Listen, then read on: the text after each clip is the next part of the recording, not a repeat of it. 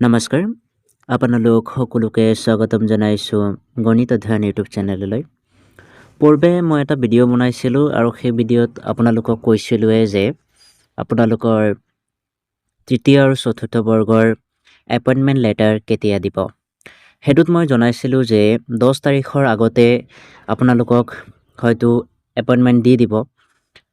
ঠিক আছে চতুৰ্থ বৰ্গ এইটো আৰু 15 তাৰিখৰ আগতে তৃতীয় বৰ্গৰো এপইণ্টমেণ্ট দি দিব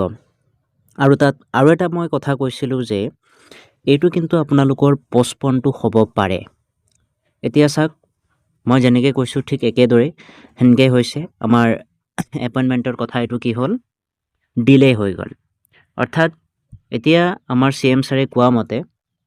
20 জানুৱাৰীত এডিআৰই চতুৰ্থ বৰ্গৰ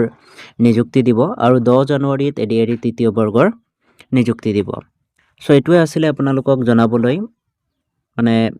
ইনফৰমেশ্যন আছিলে যিয়ে নহওক ধন্যবাদ আপোনালোকে গম পালে আৰু এতিয়া